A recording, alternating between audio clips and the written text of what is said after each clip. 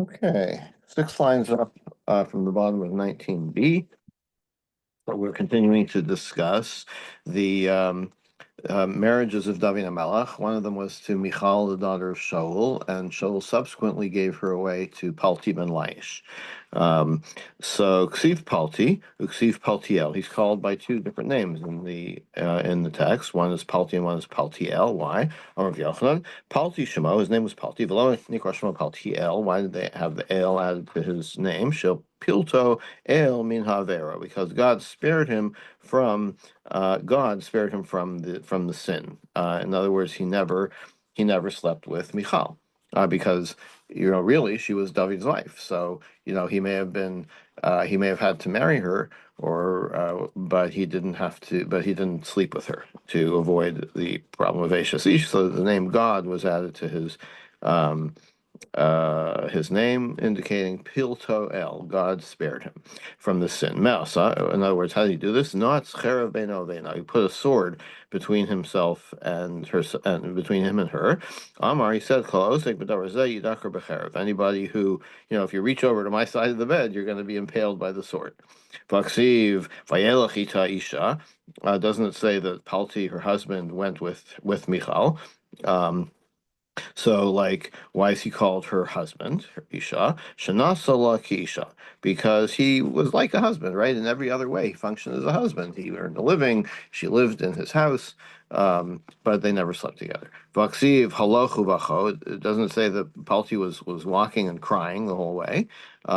So, what's he so sad about? If he really doesn't think that he's legally married to her, so why is he upset that David took her back?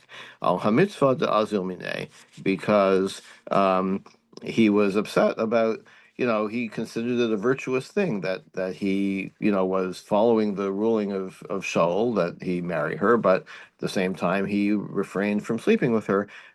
So he saw that as something, praiseworthy, and he now didn't have that opportunity anymore.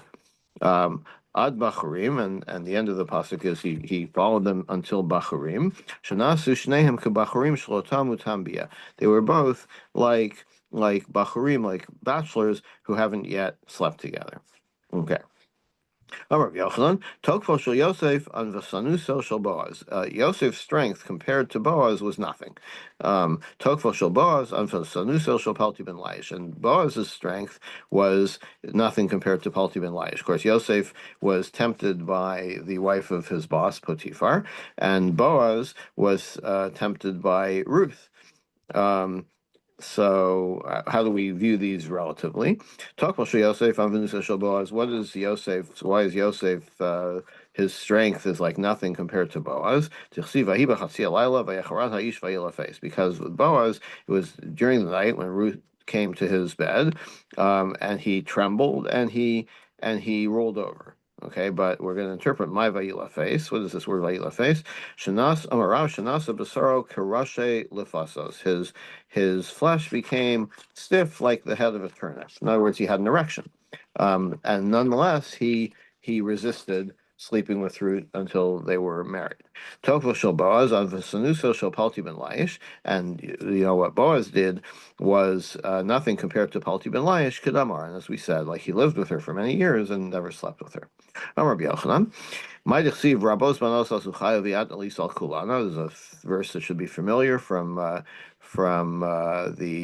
Tehillim, the chapter of Tehillim of Eshes Chayil, and it ends with many women have done well, have done greatly, but you have done better than all of them. Rabos Banos Asuchayu Yosef Uvaz. Who are the many women or the many people who acted strongly? That's Yosef and Boaz. Vatalis al Kolana, but who exceeded them all is Palti ben Laish. That's Palti. Amar Shmuel bar Nachman Amar Yochanan. Ma'dichsiv Sheker Achein v'Hevel Yofi. Again, from the same preceding that verse, that grace is falsehood and beauty is nothing, is vain. Sheker Achein say Yosef. So beauty is falsehood. That's Yosef, right? Like his not that. not criticizing what he did, but what he did was just chen. It was not as pure as what we're going to see from Boaz and Palti. Hevel Hayofi is a Boaz, and Boaz is referred to with Hevel Hayofi, that beauty is vanity. Yiras Hashem hiti salal, but true fearing of God, that's what gets praised. Palti ben Laish. Dover Acher, another way of looking at this pasuk is Sheker Achein Zedar Shel Moshe.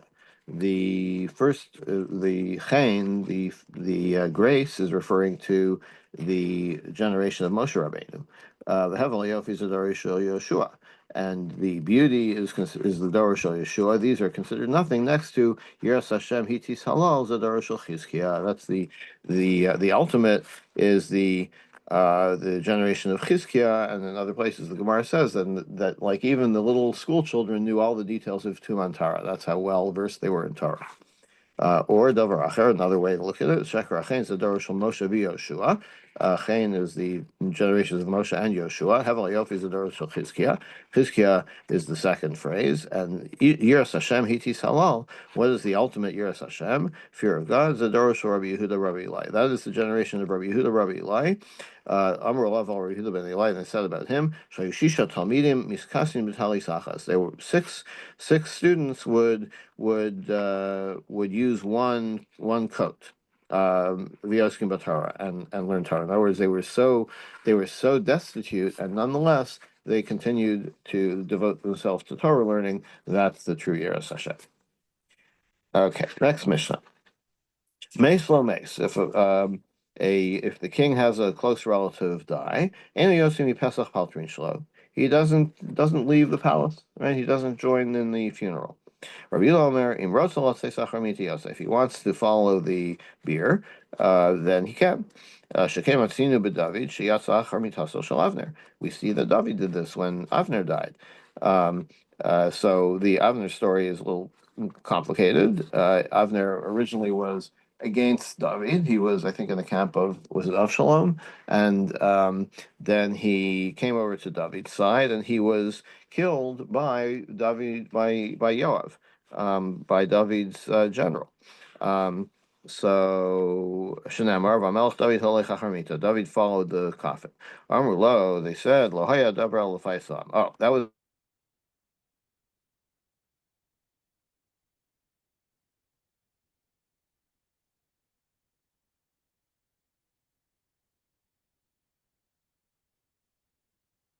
to appease the people.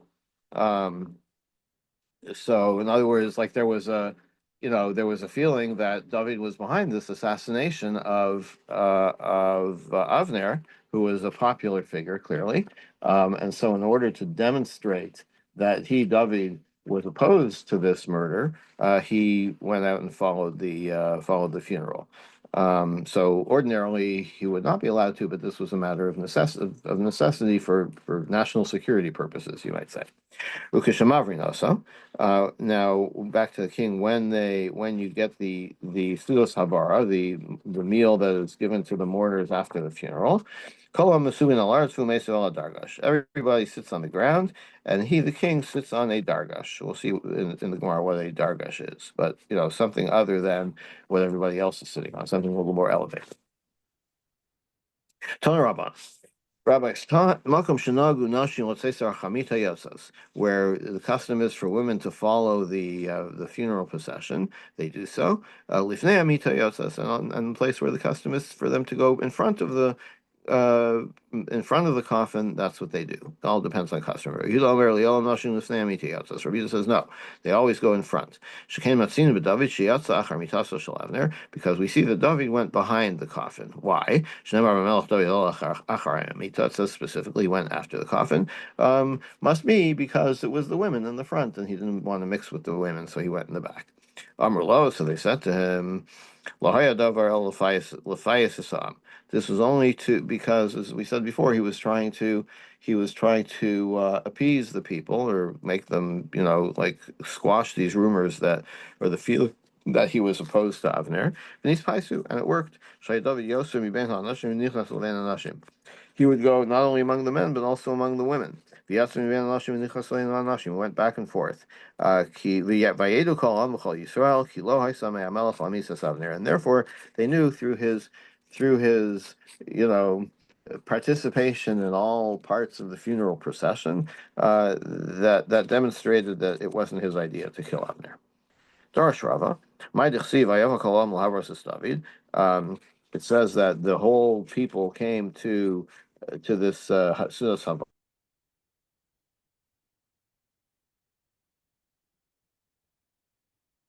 Queen Oh, lahavros. It's written. Sorry. we lost It, you for a moment. We lost your okay. connection. Oh, you still there?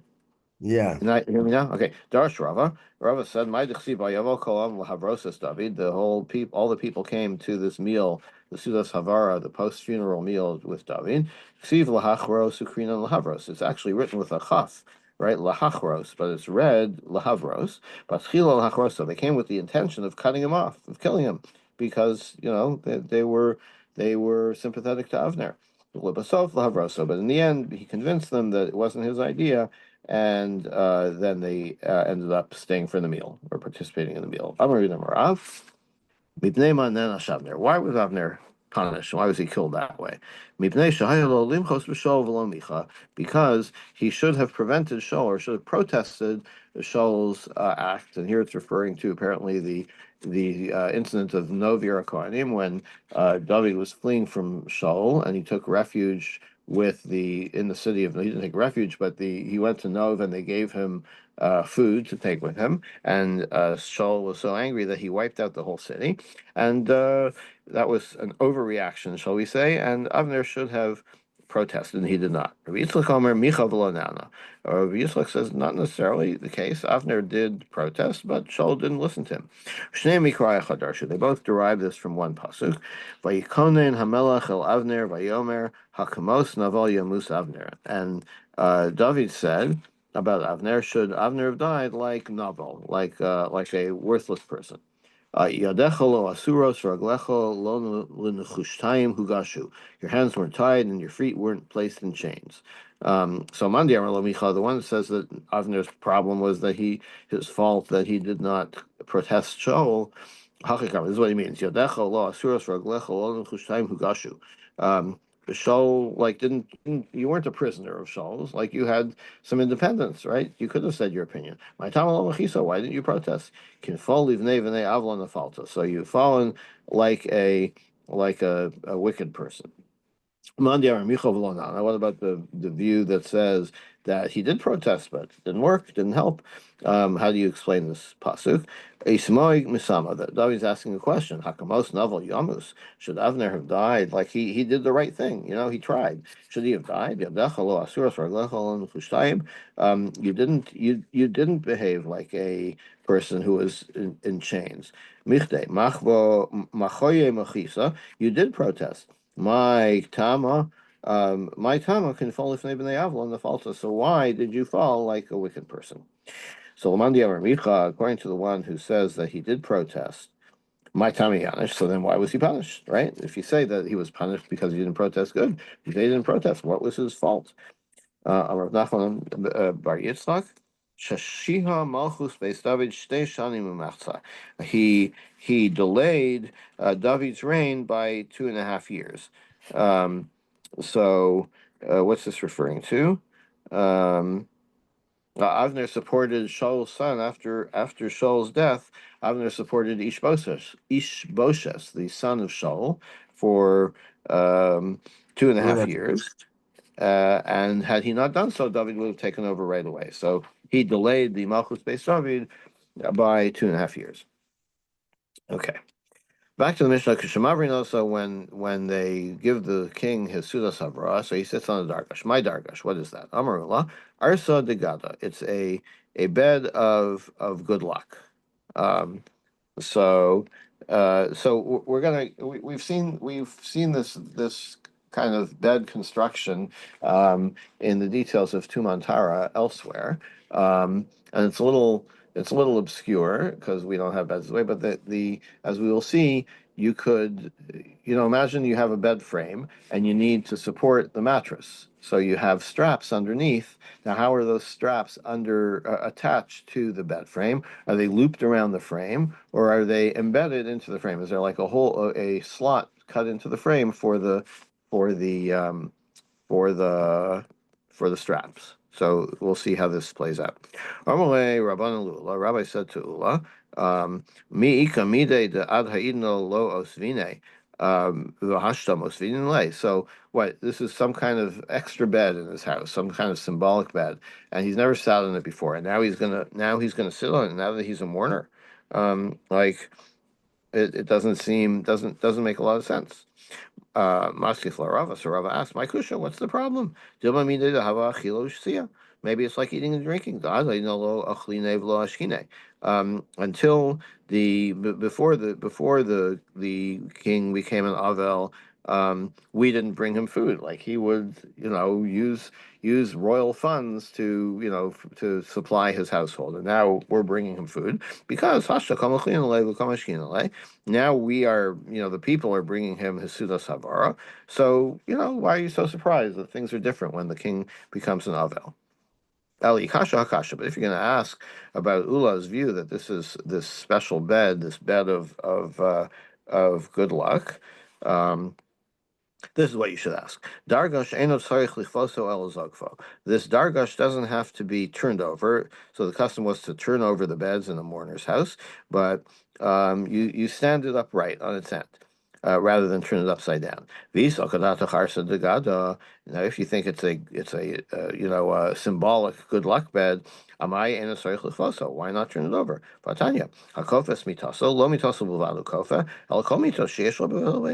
You don't only turn over your own bed, you turn over all the beds in the house, right? So why is this dargash any different? My kusha. So the Gemara says, so what's your question? Maybe. Maybe it's like a bed that's not used for sleeping on. It's like a bed that's used as a storage or display for kalim, for whatever, for sheets or for other items. And that kind of bed you don't have to turn over because it's not used for sleeping. Maybe the dargish is the same thing.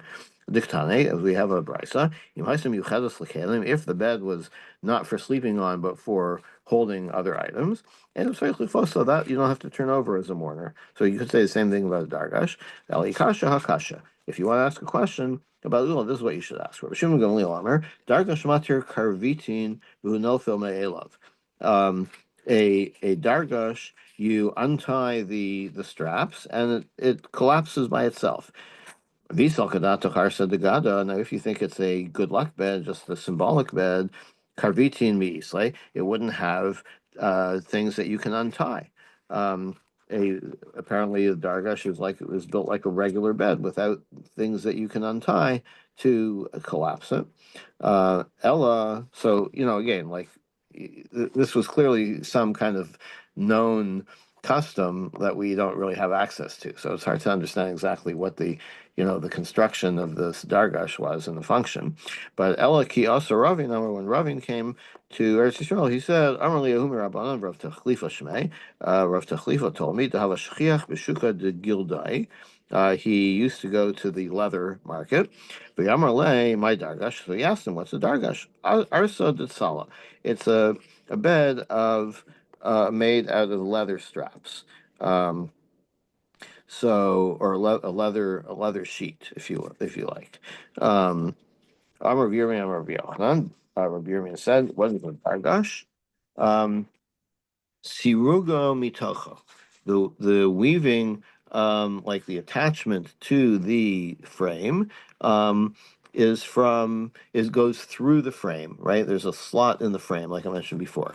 Mita, but what is a mita? Not a dargash. Sirugo mi al gaba. Then in a mita, the difference is you take the strap and you loop it around the frame rather than go through the frame. Okay, so that's why that's the difference. I don't really get. Like why you would do one rather than the other.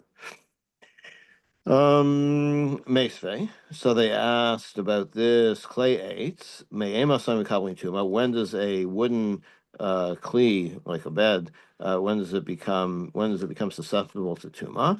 Hamita v'harisa mishayishufim be'or hadag. If it's a bed, then once you rub them with fish oil, with fish skin, but whatever, there's like, I guess there was some oil in it that they use to smooth out the wood. Then it becomes a bed. Excuse me. Then it becomes a bed, a kli, and it becomes mekabel tuma.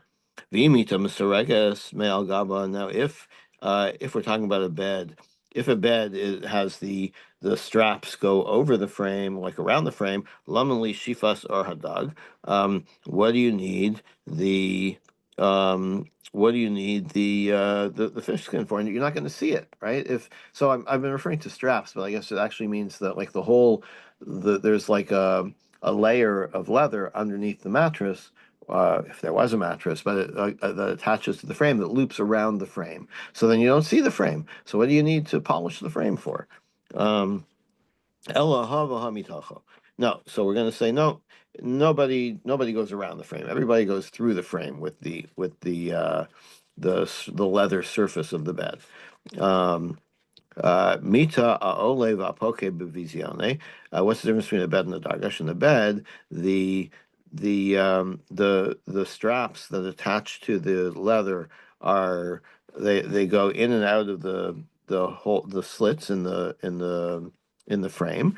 Dargash aole v'apoke be'ivkasa. In the dargash, they go in and out of loops that are attached to the frame. Okay, again, like why, like why you have these two different kinds of beds and what their function, how they function differently is unclear to me. Amar Yaakov Rabbi Shimon ben Levi, halacha Rabbi Shimon ben Gamliel. We rule like Rabbi Shimon ben Gamliel, in that you have to untie the bindings of this bed for a mourner. Amar Yaakov Barami, mita shenachliteha yotzin. If you have a bed that its poles like are attached to the bed, they go through the bed frame. Zokfa v'dayo. You can just stand it on one end, and that's enough, because I guess you would you would ruin it, or it wouldn't be able to stand upside down on the poles. So you can just because of the way it's constructed, you just turn it on its side. Okay, next Mishnah. The king can wage a war, a optional war, mechamas reshus, with the approval of a Beis Din of 71. He can exercise eminent domain. He can confiscate property to build a highway or a path. Nobody can stop him. He has the right to do that. And Derech HaMelech Ein Lo Shir. He can make it as wide as he wants. It can be a 16-lane highway if that's what he decides he wants. In a war, then all the spoils are brought to the king. He gets to choose what he wants, and then everybody else gets the rest. Okay. Tanina Chadazima. So Gemara says we already had this Mishnah. Ein Mosilim Mechamas Reshus El Pi Beis Shel Shivim Yachad. We already had this Mishnah back in the first Mishnah. So why are you repeating it? I did the Tana call me Leida Melech Tanami Motzin Mechamas Reshus, because this is a king related thing. Like the king is the one that leads the war. He's the commander in chief, and so we were repeating that because we're mentioning all the things that are related to a king that are also related to Beis Din. Okay. Amar Yidam Shmuel. Kol ha'amar b'parshas Melech. Melech mutar bo.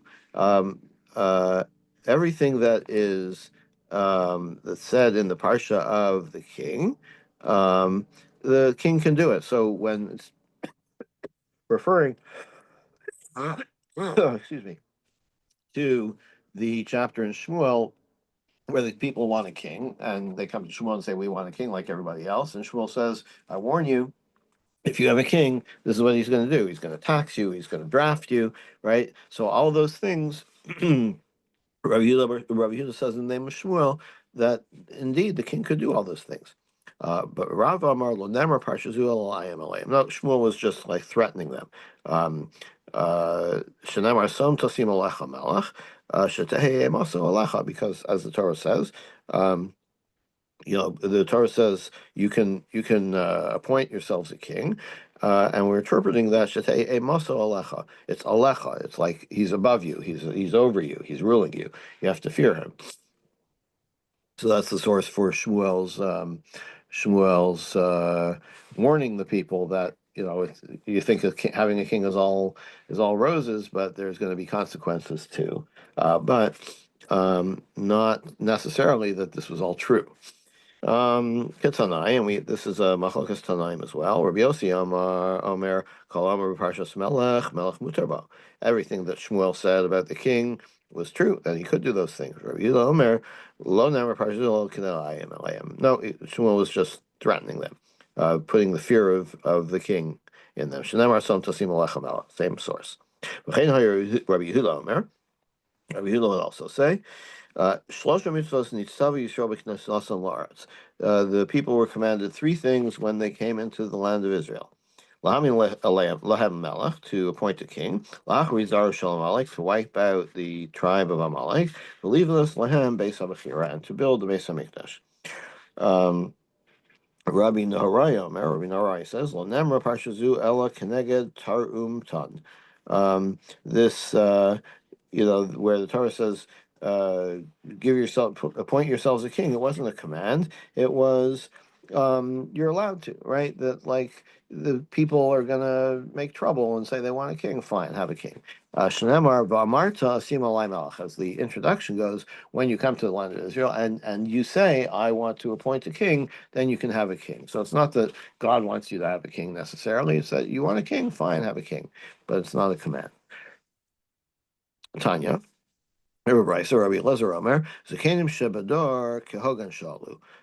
It was appropriate for the people of Shmuel's time to ask for a king. Shenamar, Tzno Lanu Melech L'Shaftenu. They say, give us a king who will judge us, right? So they're like, Shmuel's getting older, and they want to have some continuity. But the request coming from the elders was good, but the masses, they messed up the request. Well, what that got translated into for the people was, we want to be like everybody else. Let our king be in charge. Let him judge us and let him lead us to war. And really, they should have been relying on God for these things. So, um, Tanya. We have a Bryce or Yossi Omer. There were three commandments that they received upon coming into the land of Israel. To appoint a king, to wipe out Amalek, leave those on the base of Bechir and to build the base of Mikdash. I don't know what order they should do these in. Omer, Kiyad al Kesiyah Milchamal Hashem B'Amalek. When Amalek attacked the people in the desert and they're defeated, and God says, God swears by God's throne, God's war against Amalek midordar forever. Havi Omer. So I would say, Lahamilem Melech Tchila. So what is Kesia? What is the throne of God? It doesn't mean God's celestial throne. It means the throne of God on this earth, meaning Malchus Beis David. Or not necessarily Beis David, but the Melucha, the king of the Jewish people. So there first has to be a throne, and then you can wipe out Amalek. Okay, Kisei Elamelech. First of all, how do I know that Kisei, the chair, the throne, means a king? Shneimar Vayeshev Shlomo al Kisei Hashem Lamelech. Shlomo sat on God's throne, right? As the king. Okay, so that answers that question. Fine.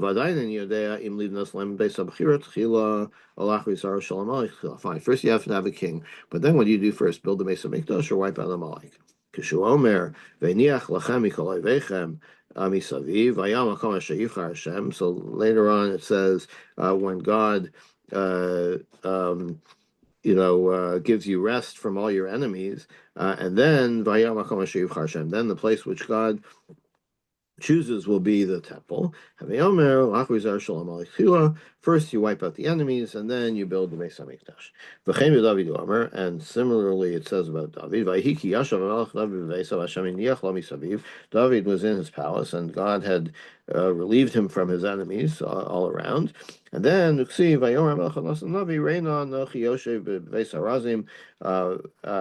David says, look at I'm sitting in a palace, and God is in the Mishkan, right? It's just fabric. There's no permanent structure. So he wanted to build the Beis Hamikdash. So again, once this happened, once he had defeated his enemies, it's another indication that first you wipe out Amalek, and then you worry um, about the Beis Hamikdash.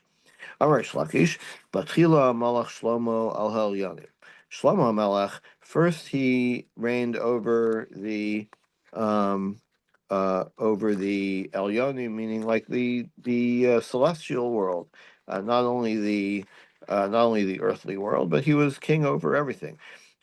Meaning, and I think we're going to be talking. Yes, we're going to be talking about the shading, right? So we'll see that Shlomo was kind of defeated by Ashmedai, the king of the Shadim. So initially, Shlomo had the upper hand over not only people but also Shadim, these demons.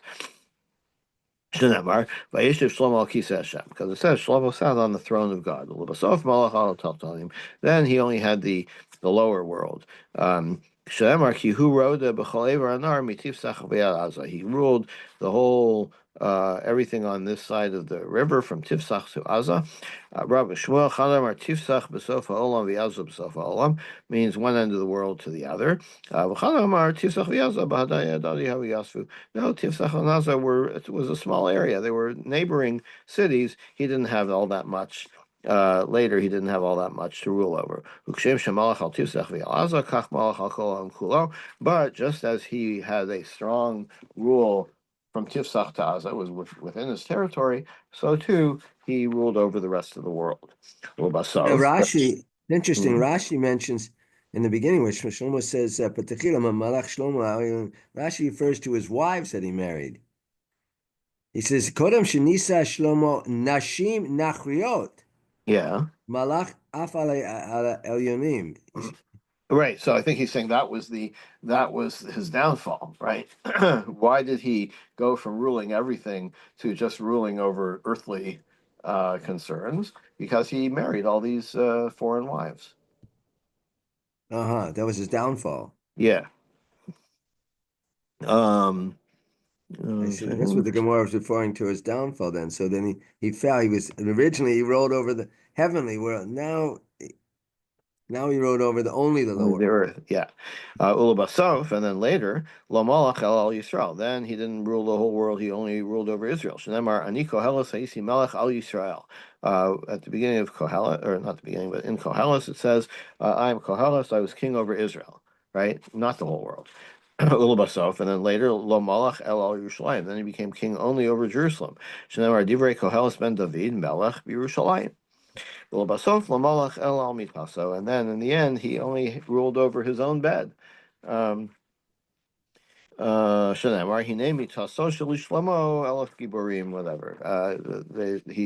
He controlled only his own bed. And then finally at the end, Maklo, he only ruled over his staff. This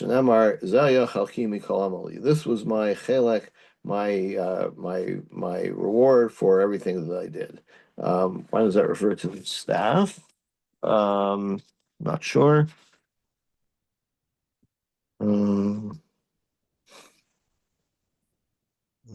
Oh yeah, so the Rashi refers to another Gemara that I mentioned that Ashmedai, threw him down from his throne, and all he had was his staff. Um, so He mentions that in Gemara Gittin.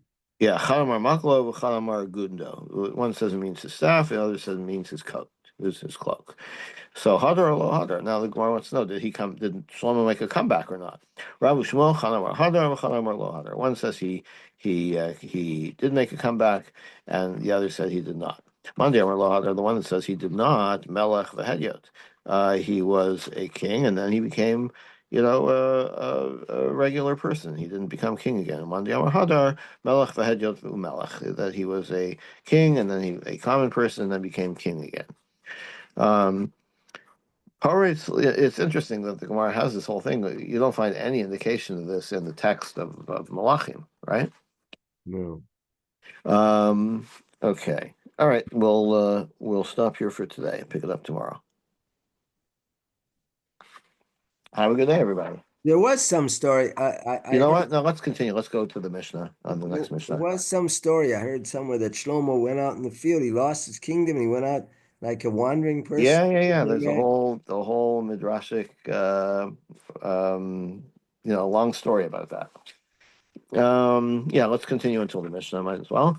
Paris Lasos Derech. Our Mishnah said that he can exercise eminent domain to make a path. Tana Rabbanan Osros Malachim LaMelech. The When you conquer a foreign king, the treasure that royal treasury goes to your king. Ushar Biza Shabozin, and everything else that you take in the war, Mechsal Melech Mechsal, half goes to the king, half goes to the people. Amalei Abailer of Dime, so I said, V'Amalei Ravacha, he said either to Rav Dime or Ravacha, Bishlama Osras Malachim Lamalach. I understand the royal treasury that you conquer goes to the king. Archa de Milsa, that's like, that seems normal. Whatever, royal property remains royal property. Elashar Biza, Shabozin, Mechsal Melech, Mechsal Minalan. Where do you get this idea that everything else that is conquered, that is despoiled in war, that half goes to the king? I perceive because it says in Navi, "Vayim shechu Lashem l'nagid u'letzadok." They anointed him as a Lashem l'nagid. They appointed Shlomo as a prince. U'letzadok, and Tzadok was the Kohen. Makish nagid l'tzadok. So there's a connection between the leader and the Kohen, the Kohen Gadol. Matzalak mesalo mesal just as with a Kohen Gadol, half of the of the hekdesh of the sanctified things go to the Kohen Gadol, and half go to everybody else, the other Kohanim. Afnagin mechsalo mechsal yachav. Same thing goes with the king. And where do you get this idea that the Kohen Gadol gets half of everything? Titania Rabbi Omer v'Haisel Yaron Levanov. When it talks about the Lechem Apanim, it says it will go to Aaron and his sons. Mechsel Yaron, Mechsel Levanov. Aaron represents the Kohen Gadol, and Banav is the other Kohen. Is Okay, it all right. always the case that if it's something when you bring half goes to Kohanim and half goes to his brothers? So I don't remember encountering this anywhere else, but the Gemara states it, kind of straight out without any opposition. So I'm going to say yes, even though I was unfamiliar with this rule. Rashi just says this Belechem Apanim. Right, but not. I But that's mean where the pasuk is. The pasuk is about lechem apanim, but the Gemara seems to be applying it to other things as well. a korban too. That's what it seems to be saying. Yeah, I'm not sure which karbanos. Uh-huh. Yeah, I know. It's a good question. Like I said, I haven't seen this before. You might say it only applies to lechem apanim because that's the pasuk the Gemara brings, but it seems like it's implying that all other, excuse me, all the other like matnos kahuna, or not matnos kahuna, but things in the temple that were given to the Kohen would go half to the Kohen Gadol. It seems like that's what the Gemara is saying here. Because there is a concept where you bring a korban, part goes. Sometimes the Kohen gets all of it, right? Sometimes Right. So it seems like sometimes some he, things are given specifically, like truma, right? You don't have to give half your truma to the Kohen Gadol. You give the truma to whichever Kohen you want to give it to. But so it's not clear what things the Gemara is talking about. Like what is like the lechem apanim? Well, it's something that was, it doesn't have a particular. It's something of the tzibur. Um, so maybe it would be any like zivchei shalmei tzibur, right? Like most korbanos tzibur are like an ola, so there's nothing the kohen can get anyway. But there are certain, like the shtei lechem, I think would be an example, right? There would be something that was a public, wasn't an individual's thing, it was a public korban or a public, part of the avoda. Uh, that's what it seems like it's saying, that half would go to the Kohen Gadol and half split by the rest of the Kohanim. But there are korbanot. I'll go to the Kohen, or I'll burn to. I'll go to Hashem. That doesn't count. But I mean, Right, right.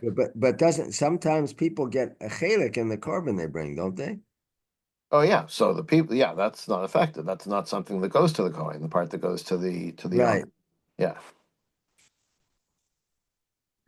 All right. The tzarich iyun. Okay. The tzarich Okay. iyun. Sorry. Tzarich iyun. Have a good day, everybody. Okay.